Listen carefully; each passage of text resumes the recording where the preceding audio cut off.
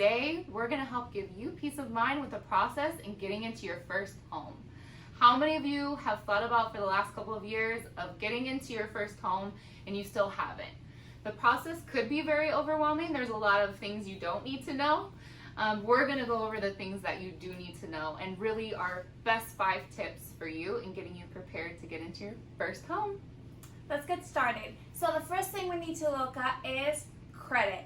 A few videos ago, we talked about the importance of building credit if you've never established credit. But when it comes to purchasing your first home, this is going to be a very, very important part of it. So we talked to some experts to kind of find out where the credit line should be. And they told us ideally you want to have a credit score that's 680 and above to be able to qualify for the better rates. Now, if you don't have that, don't get discouraged because there are options for you to still be able to qualify for a mortgage if your credit is like 640 and above.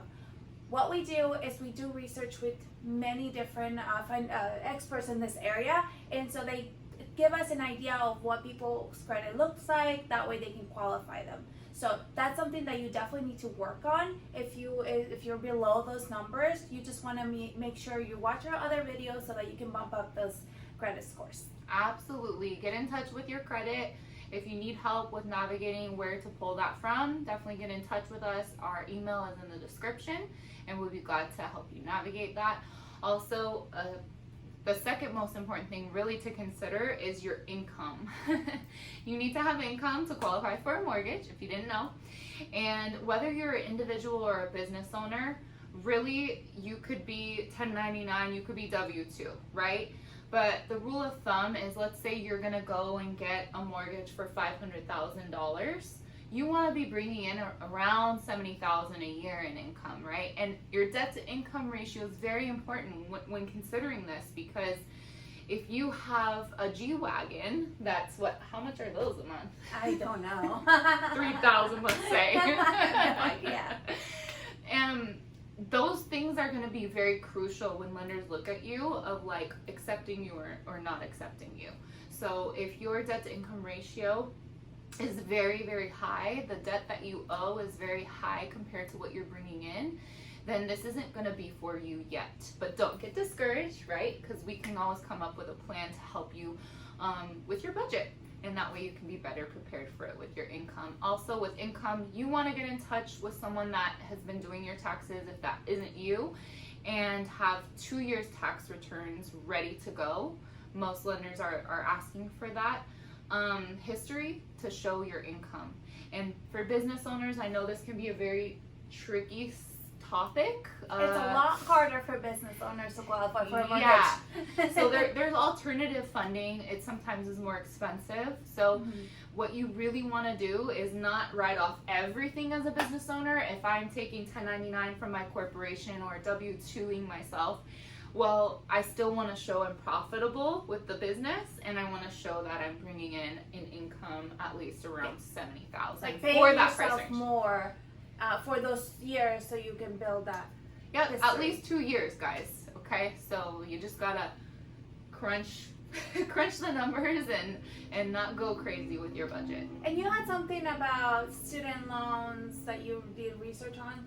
Yeah, so also if you have student loans, bankruptcies, if a parent's ever claimed you as a dependent on your taxes and that was recent, those are going to be issues running into getting this type of loan for yourself. So those are things that you're going to need to take up and kind of either appeal or make amendments to on the back end, whether that's with the IRS, your CPA.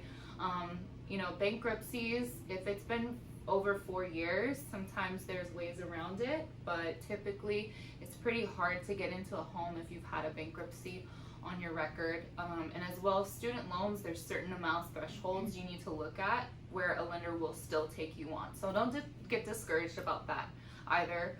Just reach out to us if you need help kind of navigating that as well. That brings me to number 3. The third tip we have is have the right team in place. So you want to work with the right people that can help you with this huge purchase. For most people, buying a home is going to be the biggest purchase they'll ever make. So it's very important to work with the right individuals. We live in LA. And what's really funny is that in LA, there's more realtors Wow. Then there are homes to sell. So there's realtors everywhere.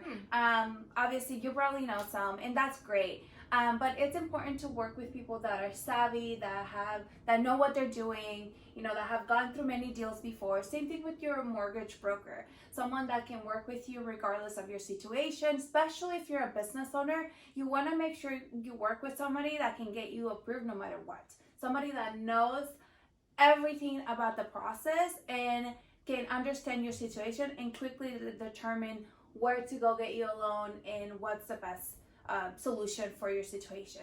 In addition, I think it's important to work with a proper CPA or maybe your tax preparer, because you're gonna pull some of that tax history or your income history.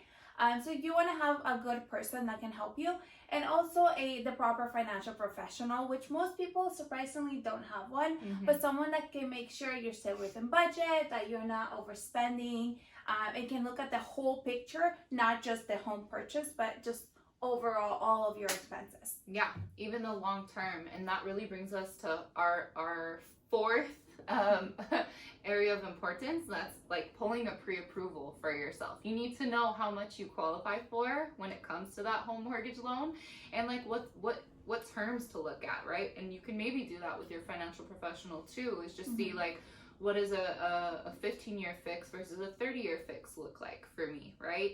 And what loans am I qualifying for? Is it the first time home buyers loans, right? And programs that are in place. Your rate is something to take into consideration, what you really qualify. Should you wait longer to see if you qualify for something better down the road? And can you wait, right? Versus, maybe some people need to just get into a home now, then that's okay. And at the end of the day, you need to know what you can afford. Yeah. So that budget, having that in place and sticking to it and coming under budget is going to help you a lot more down the road, because a lot of people don't account for those other expenses there with a home, like property taxes, the insurance costs, especially being in LA, California. We have different types of insurances you have to have, right? So, and even if it's a larger size home, you want to think about water and power. How much more is that going to cost? Right. So just some things to consider, but I would say that these are very important steps. And yeah, I think a lot of people will unfortunately budget for, the mortgage payment and maybe add insurance, but they don't budget for, okay, now I have to pay more for my electricity. Now I have to make sure I have, all the extras that are added, maintenance. I and own my repairs. plumbing?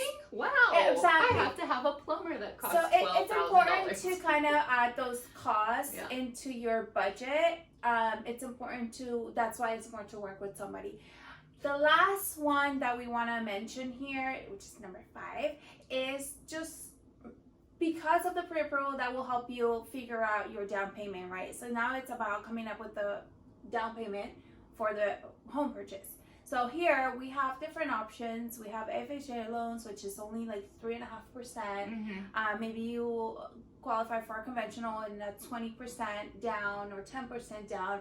Obviously, once you figure out number 4, which is the pre-approval, you will know what number 5, what the amount is going to be. And we're going to make a video to show you exactly how to save for a down payment and what strategies to use. But that's super important, because obviously you want to know what your end goal is and how much time to be able to come up with that sum of money. Maybe you currently have half and need the other half and things like that. So these 5 steps we put together for you guys, we think are the most important. Yep.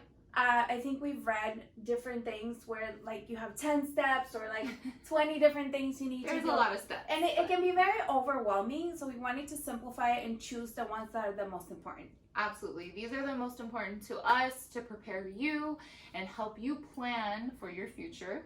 All of this is done just to help you make más dinero. We look forward to having you back. Like Gemma said, our next video will cover that down payment. See you next time.